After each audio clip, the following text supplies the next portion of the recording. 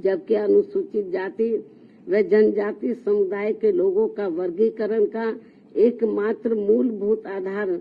सामाजिक गैर बराबरी अर्थात छुआछूत रहा है।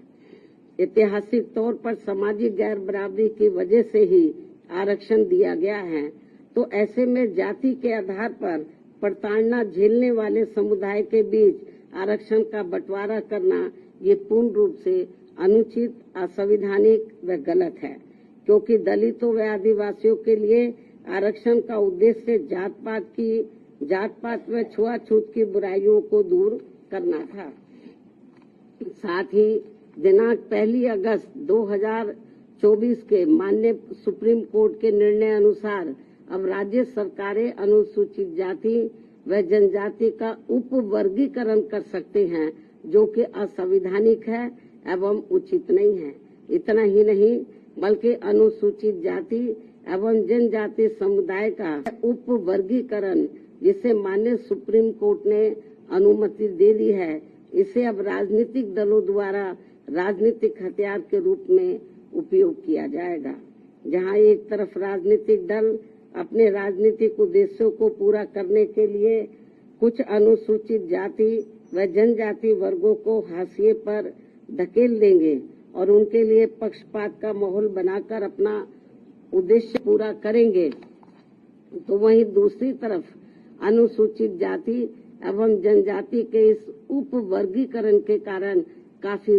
पद रिक्त रह जाएंगे और आगे चलकर फिर उन पदों के अनारक्षित श्रेणी में तब्दीली हो जाने की प्रबल संभावनाएं होंगी। अतः जिस मुख्य उद्देश्य के लिए परम पूज्य बाबा साहब डॉक्टर भीमराव अंबेडकर ने संविधान के तहत अनुसूचित जाति एवं जनजाति वर्ग को आरक्षण दिया था, उसे अब एक प्रकार से प्रभावहीन बना दिया जाएगा, अर्थात खत्म कर दिया जाएगा। वैसे भी खासकर बीजेपी, कांग्रेस व समाजवादी पार्टी आदि हमेशा से ही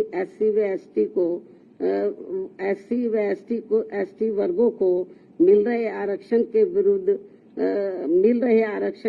विरुद्ध रहे हैं और इसलिए इनके वकीलों ने उप वर्गीकरण की काफी जोरदारी से कोर्ट के सामने अपनी दलीलें भी रखी हैं और इसे खत्म करने की सिफारिश में ये पार्टियां हमेशा प्रयासरत रहती हैं।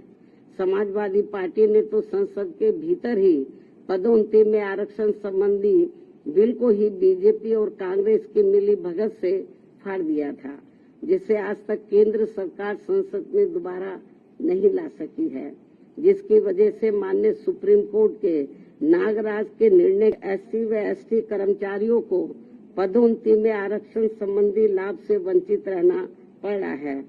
तथा अब इसी प्रकार से इस नए निर्णय दिनांक 1 अगस्त 2024 के तहत अंत में हमेशा के लिए ही इन वर्गों को आरक्षण से वंचित होगा और इससे फिर बीजेपी, कांग्रेस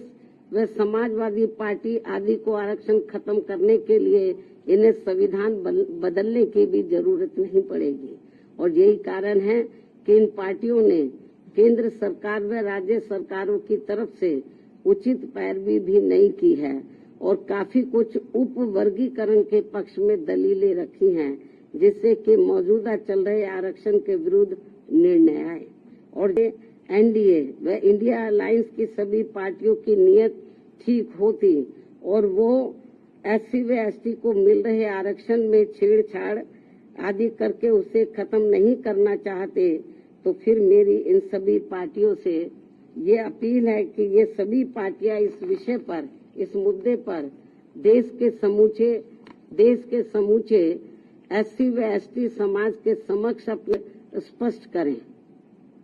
और इसी चल रहे संसद सत्र में संविधान में उचित संशोधन लाकर ये स्पष्ट करें कि अनुच्छेद 341 व 342 के तहत माननीय राष्ट्रपति द्वारा घोषित एससी व एसटी जातियों के संबंध में भविष्य में किसी भी प्रकार की छेड़छाड़ व उप वर्गीकरण करने का अधिकार किसी को भी नहीं होगा तथा इन सभी जातियों को आरक्षण प्राप्त होने के लिए एक समूह के रूप में ही देखा जाएगा। ये इनको संशोधन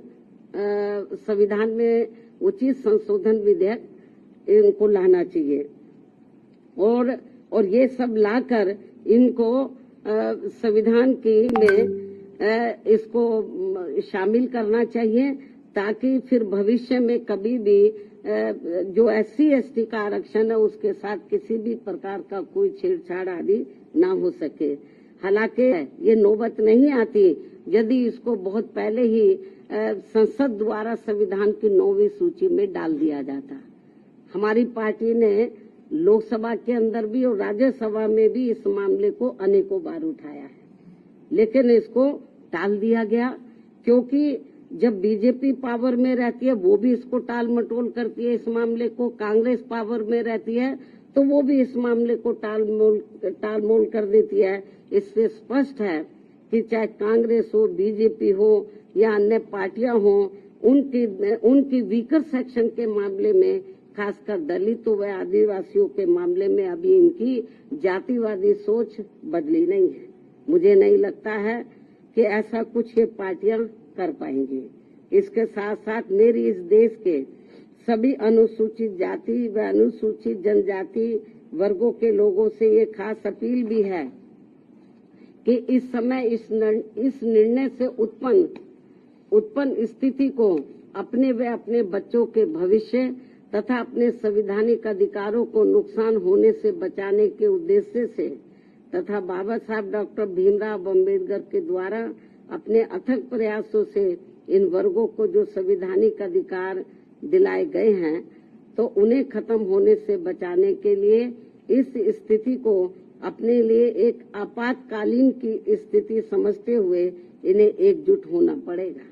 तथा मात्र अपने अपने राजनीतिक स्वार्थ व दबाव से प्रेरित न होकर यहाँ सभी राजनीतिक पार्टियों के ऊपर दबाव डालकर उचित संवैधानिक संशोधन लाने के लिए मजबूर करना पड़ेगा। इस खास अपील के साथ ही अब मैं माननीय सुप्रीम कोर्ट से भी ये पुरजोर अपील करती हूँ कि वह देश में SC व ST वर्गों के हितों में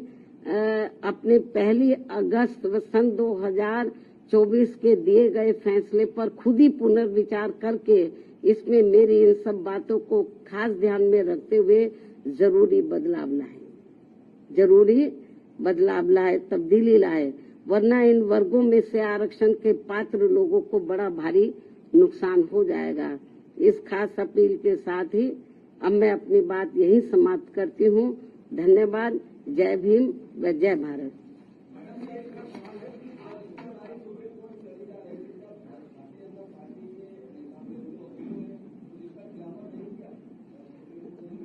नहीं, उसका खिलाफत इन्होंने नहीं किया। वो पूरा उन्होंने तो बल्कि इस मामले में वो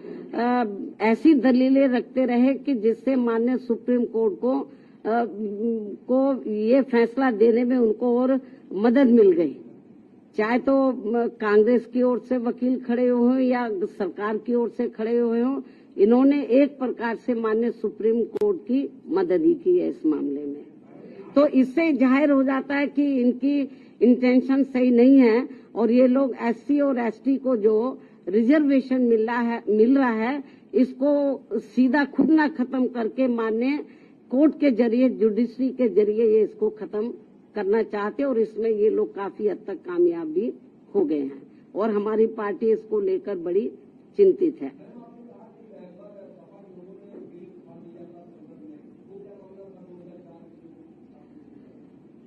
जो SC/ST का पदोन्नति में जो आरक्षण का मामला था तो वो लगभग खत्म सा हो गया था। उसको प्रभावी बनाने के लिए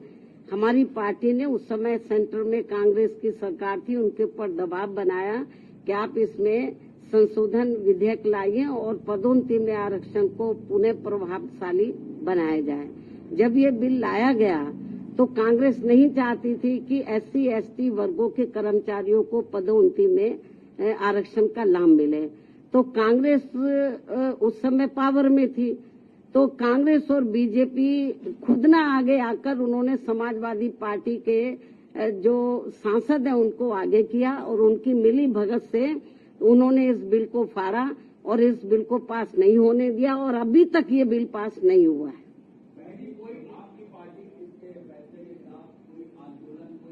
नहीं, अभी आंदोलन मैं आपको जो बताया ना कि हम लोग तो बीजेपी कांग्रेस को ही कोस सकते हैं, क्योंकि इनके वकीलों को सही पैरवी करनी चाहिए थी, सरकार को सही पैरवी करनी चाहिए थी। हमने माननीय सुप्रीम कोर्ट से मीडिया के माध्यम से हमने उनसे अपील की है आज कि वो अपने इस फैसले पर पुनर्विचार करें, इस फैसले को बदले, वरना इस देश में जो करोड़ों दलित और आदिवासी समाज के लोग हैं, तो जिनको अपने पैरों पर खड़े करने के लिए परम पूज्य बाबा साहब डॉक्टर अम्बेडकर ने जो इनको आरक्षण की सुविधा दी थी, यदि ये खत्म हो गई तो बड़ा मुश्किल हो जाएगा। और जो लोग ये कहते हैं कि एससी में या एसटी में जो जातियां मजबूत हर मामले में आर्थिक तौर पर मजबूत हो गई हैं, तो उसमें से मैं समझती हूँ मुश्किल से 10 या 11% लोग ही मजबूत हो गए होंगे, बाकी 90% लोगों की हालत तो बहुत ज्यादा खराब है। लेकिन माननीय सुप्रीम कोर्ट के इस फैसले से जो लगभग 90% लोग जिनको अभी आरक्षण की जरूरत है, तो वो तो और ज्यादा पिछड़ जाएंगे, उनको ये आरक्षण अब मिलेगा नहीं। इस निर्णय के अनुसार यदि उन जातियों को निकाल दिया जाएगा, बहुत बुरा हुआ है ये। और केंद्र और जबकि बीजेपी को चाहिए, वो अपने आप को कहते हैं कि हम एससी एसटी समाज के हिमायती हितैषी हैं, उनको चाहिए पहली बात तो इस केस की पैरवी उनको सही तरीके से करनी चाहिए थी, उन्होंने नहीं की। कांग्रेस ने बेबी ढुलमुल रवैया अपनाया। ऐसी स्थिति में मेरा बीजेपी की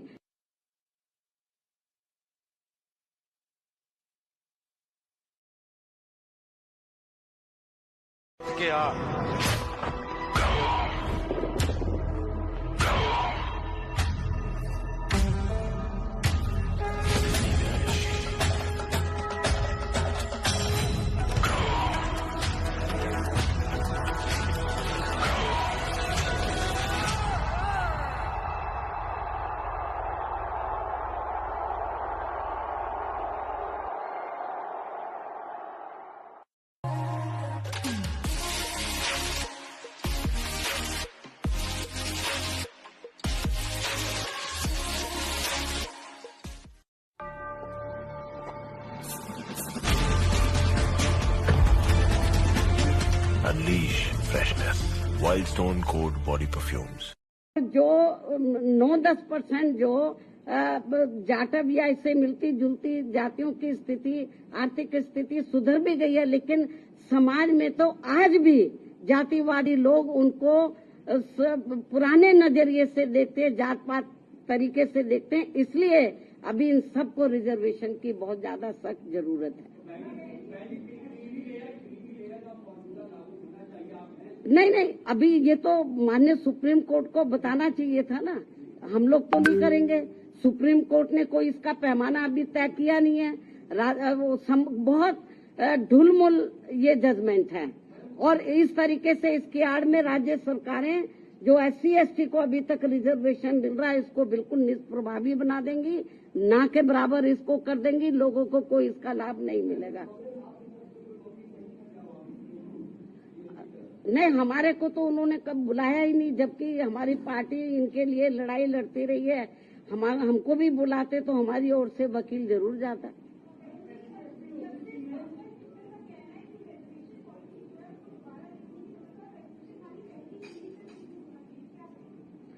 भाई मैं आपको बताया कि ठीक है, आप आर्थिक नहीं, जो एससी एसटी के लोग हैं इनको जो रिजर्वेशन मिला है, जो शैक्षणिक सामाजिक और आर्थिक गैर बराबर हैं, इस आधार पर मिला। तो सामाजिक जो दृष्टिकोण है इन वर्गों के मामले में वो अभी लोगों का बदला नहीं है, इसलिए इनको अभी रिजर्वेशन मिलना बहुत जरूरी है। ठीक है भाई, आप लोग तो बार बार एक ही चीज को जिसका जवाब मैं दे चुकी हूँ, उन्हीं को ही बार बार पूछ रहे हो।